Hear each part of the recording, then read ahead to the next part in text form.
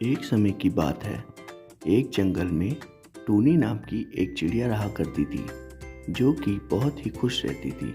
पूरे जंगल में घूमती फिरती।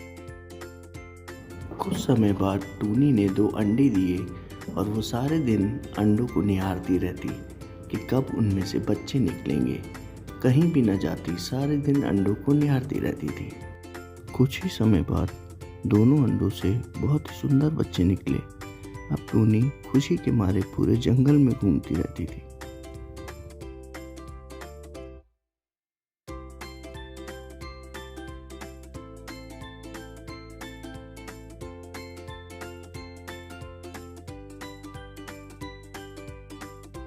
टूनी घंटों तक अपने बच्चों के आसपास ही उड़ती रहती और उनको खिलाती रहती थी।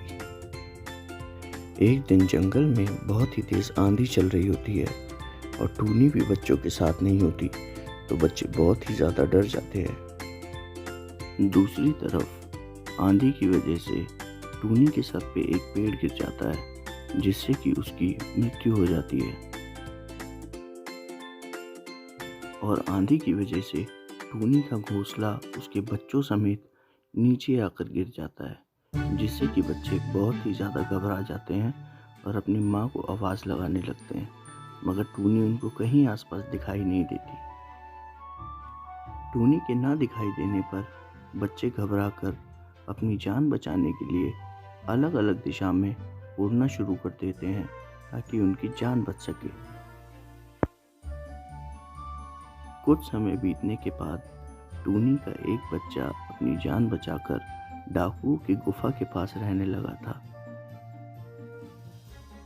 वहीं टूनी का दूसरा बच्चा ऋषियों के आश्रम के पास रहने लगा और अच्छी अच्छी वाणी सीखने लगा था। एक दिन एक राजा जंगल में घूम रहा होता है और घूमते घूमते वह बेहद थक जाता है, तो वह आराम की जगह देखने लगता है। राजा डाकुओं की गुफा के पास आराम करने का सोचता है। तभी टूनी का बच्चा उसको देख के चिल्लाने लगता है कि राजा के पास बहुत धन दौलत है, इसका गला काट कर सारा कुछ लूट लो। यह सुनते के साथ ही राजा डर जाता है और राजा वहां से भाग जाता है। अब थका हुआ राजा एक नई जगह आराम करने की तलाश करता है। जगह की तलाश करता हुआ राजा आश्रम के पास पहुंच जाता है। वहां अचानक से उसको एक आवाज़ सुनाई देती है कि राजन, आपका स्वागत है आश्रम में। यह आवाज़ टूनी के दूसरे बच्चे की होती है। टूनी का दूसरा बच्चा उसको बताता है कि ऋषि अभी आश्रम में नहीं है, इतने आप विश्राम कर लीजिए, तब तक ऋषि भी आ जाएंगे।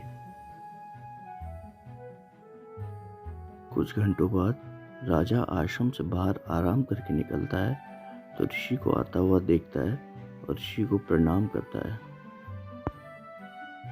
राजा ऋषि से बहुत चौंकता हुआ पूछता है कि ऐसा ही चिड़िया का बच्चा मैंने वहाँ गुफा के पास देखा था, वो मुझे मारने की धमकी दे रहा था और यह तो बहुत मधुर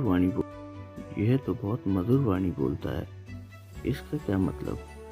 तो ऋषि उसको बताते हैं कि इंसान जैसे माहौल, जैसे लोगों के साथ रहता है, वह वैसा ही बनता है। वो चिड़िया डाकुओं की गुफाओं के पास रहती है, इसलिए उसने ऐसी वाणी सीखी, और ये चिड़िया आश्रम के पास रहती है, इसलिए इसकी वाणी में मिठास है। इससे राजा को ये सीखने को मिलता है कि आप जैसे लोगों के साथ रहते हो, आपका व्यवहार भी वैसा ही हो जाता है। और ये सब बातों का ज्ञान लेके राजा ऋषि से विदा ले लेता है।